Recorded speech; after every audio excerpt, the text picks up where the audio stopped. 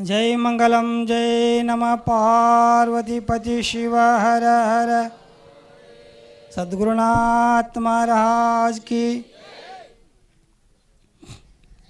ओम यं ब्रह्म वरुणेन्द्र रुद्र मरुतः स्तुन्वन्ति दिव्यैस्तवै वेदै साङ्गपदक्रमोपनिषदै गायन्ति यं सामगा ध्यानावस्थितद्गतेन मनसा पश्यन्ति यं योगिनो येषां तं न विदुषुरसुरगणा देवाय तस्मै नमः देवाय तस्मै नमः।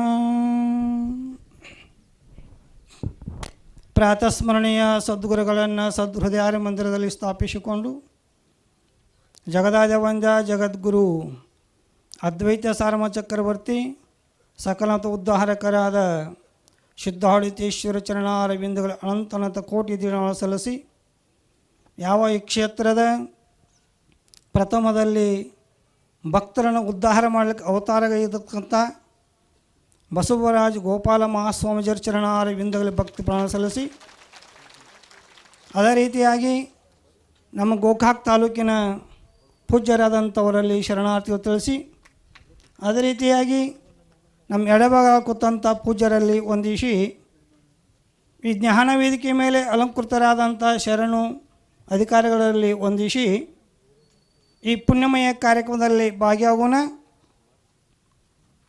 ಭಗವದ್ಗೀತೆಯಲ್ಲಿ ಭಾಳ ಚಂದವಾದ ಮಾತನ್ನು ಭಾಳ ಸುಂದರವಾದ ಮಾತನ್ನು ತಿಳಿಸಿದ್ದಾರೆ. ಯದಾ ಯದಾ ಹಿ ಧರ್ಮಶ್ಯ ಗ್ರಹಣೀರ್ಭವತಿ ಭಾರತ ಅಂತ ಅರ್ಜುನನ ಕುರಿತು ಉಪದೇಶ ಮಾಡ್ತಕ್ಕಂಥ ಈ ಉಪದೇಶ ಈ ಕಲಿಯುಗದಲ್ಲಿ ನಾ ಅವತಾರವನ್ನು ಮಾಡುತ್ತೇನೆ ಅಂತ ತಿಳಿದ. ನಾವು ಈ ಕಲಿಯುಗದಲ್ಲಿ ಯಾವಾಗ ಅಂತ ಕೇಳಿ ಗ್ರಹಣೀರ್ಭವತಿ ಭಾರತ, ಧರ್ಮವನ್ನು ಯಾವಾಗ ನಾಶನನ್ನು ಮಾಡಲಿಕ್ಕೆ ಬಹಳ ಉಕ್ತದಿಂದ ಆಗ್ತಾ ಇದೆಯೋ ಆ ಧರ್ಮವನ್ನು ನಾನು ಎತ್ತಿ ಹಿಡಿಯಲಿಕ್ಕೆ ಅವತಾರ ಮಾಡುತ್ತೇನೆ ಅಂತ ಬನ್ನಿಗಣಿಯಲ್ಲಿ ಅವತಾರ ಆಗಿದ್ದು ಇದು ಮಾತ್ರ ಸತ್ಯ ಅಂತ.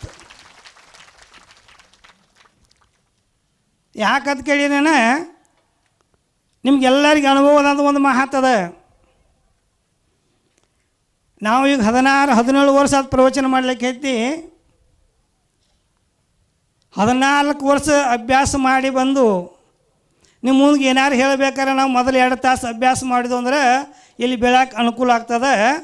ನೀವು ಇಷ್ಟೇನು ಜನ ಕೂಡಿದ್ರಲ್ಲ, ನಿಮ್ಮ ಆಧಾರ ದೈವವಾದಂಥ ಹೇ ಗುರುದೇವ ಅಂತ ನೀವು ನೆನೆಸಿದ್ರೆ ಸಾಕು, ಪಾಳೆ ಹಂಚಿ ಹೇಳಕ್ಕೆ ನಿಲ್ತೀರಿ ನೀವು. ಇದು ಯಾರ ಆಶೀರ್ವಾದ ಅಂತ ಕೇಳಿನ? ಇದು ಆಶೀರ್ವಾದ ಯಾರ್ದು? ಹಾಂ, ನೋಡಿ ಕೆಲರ ಮುಟ್ಟಿ ಕೆಲರ ಮಾತನಾಡಿ ಕೆಲರು ಆಚಾರ್ಯರಂತ ತಿಳಿಸಿ ಬಂದರು. ನಾವೊಂದು ತಾಸು ಕಾರ್ಯಕ್ರಮ ಮಾಡೋದಕ್ಕೆ ಹೋದಾಗ ಈ ಸ್ವಾಮಿ ಯಾವಾಗ ಬಿಟ್ಟಾನೋ ಅಂತಿರ್ತಾರೆ.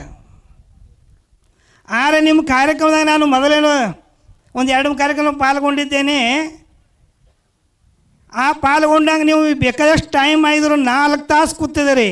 ಒಬ್ಬರು ಮುಖದಾಗ ಕಳಿ ಅನ್ನೋದು ಹೋಗಿಲ್ಲ, ನೀರಡಿಕೆ ಆಗೋದು ಇಲ್ಲ, ಹಸುವಾಗೈತೆ ಅನ್ನೋದು ಇಲ್ಲ, ಮ್ಯಾಲೆ ಬಿಸಿಲು ಬರ್ತೈತೆ ಅನ್ನೋದು ಇಲ್ಲ.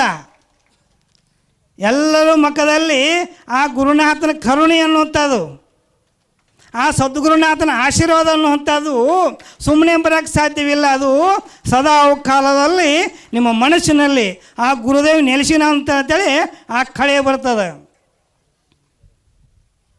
ನೋಡಿ ಕೆಲವರು ಅವರು ಸುಮ್ಮನೆ ಸಂಕಲ್ಪ ಮಾಡಿದರೆ ಅಂತ, ನನ್ನ ಭಕ್ತ ಉದ್ಧಾರ ಆಗಲಿ ಅಂತೇಳಿ ಸಂಕಲ್ಪ ಮಾಡಿದರೆ ಸಾಕು, ನಿಮಗೆಲ್ಲರಿ ಆನಂದನೂ ತುಂಬ್ತದೆ. ನೋಡ್ರಿ, ನಾವು ಪುರಾಣ ಪ್ರವಚನ ಕಾರ್ಯದಲ್ಲಿ ಇತಿಹಾಸಗಳಲ್ಲಿ ಅವನು ಓದಿ ಅವಾಗ ಹಿಂಗಾಗೈತಿ ಇವಾಗ ಹಿಂಗಾಗೈತಿ ಅಂತ ಹೇಳ್ಕೊತ ಬರ್ತಿದ್ದೀವಿ. ಆದರೆ ಈ ಕಲಿಯುಗದಲ್ಲಿ ಸದ್ದ ನಡೀಲಿಕ್ಕತ್ತದ. ಪ್ರತ್ಯಕ್ಷ ಪ್ರದೈವ, ಪ್ರತ್ಯಕ್ಷ ಮತ್ತು ಆ ಪುರಾಣ ಕಾಲದಲ್ಲಿ ಹೇಳ್ಕೊತ ಬಂದರು. ಅವನ್ನೆಲ್ಲ ಬರಬಾರ್ದಿಟ್ರು. ಅವು ಬರೆದಿಟ್ಟಿದ್ದು ಅವಾಗ ಆಗ್ಯಾವ ಇಲ್ಲೋದು ಕೆಲವೊಬ್ಬರ ಸಂಶಯಗಳು, ಕೆಲವ್ರ ನಂಬಿಕೆ ಐತಿ, ಒಬ್ರಿಗೆ ಇಲ್ಲ. ಆದರೆ ಈಗ ಏನಾಗ್ಲಿಕ್ಕೆ ಅದು ಕೇಳಿನ ಪ್ರತ್ಯಕ್ಷ ಎದರದಿಂದನೇ ಇಷ್ಟು ಜನರ ಮುಖದ ಮುಂದೆ ಎಲ್ಲರ ಮಗಳು ಕಣ್ಣಾರೆ ನೋಡ್ಲಿಕ್ಕೈತೇರಿ. ಕಣ್ಣಾರೇನು ಮತ್ತೇನಲ್ಲ, ನೋಡು ತೃಪ್ತಿಯನ್ನು ಹೊಂದಲಿಕ್ಕೈತೇರಿ. ನೋಡಿ ಕೆಲರಮ್ಮ ಅಂತಾರೆ. ನೋಡು ನೀವು ಪ್ರವಚನದಲ್ಲಿ ನೀವು ಹೋಗಿರ್ತೀರಿ ಆ ಕಡೆ ಎಲ್ಲಾರ ಒಂದು ಅರ್ಧ ತಾಸು ಕುಣ್ಬರ್ಗೆ ಭಾಳ ಗಟ್ಟಿಯಾಗಿ ಹಿಡಿದು ಕುಣಿಸಿದಾಗ ಕುಣ್ತೀರಿ. ಈ ಸದ್ದ ಬಿಡ್ತು ಅರ್ಧ ತಾಸಾರ ಸಾಕು. ನಾನು ಮೊನ್ನೆ ನಿಮ್ಮಲ್ಲಿ ಹಣ್ಣುಕೊಪ್ಪೆ ಒಂದು ಕಾರ್ಯಕ್ರಮ ನೋಡಿದ್ರೆ ಎಲ್ಲರ ಹಚ್ಚಿ ಕುಂಡ್ರಾಕ್ ಸಾಲಿಲ್ಲ. ಅಟ್ಟಾರ 4 ತಾಸು ಗಂಟ್ಲೆ ಕೂತರು ಹೇಳಬೇಕು ವಿಚಾರನೇ ಇಲ್ಲ.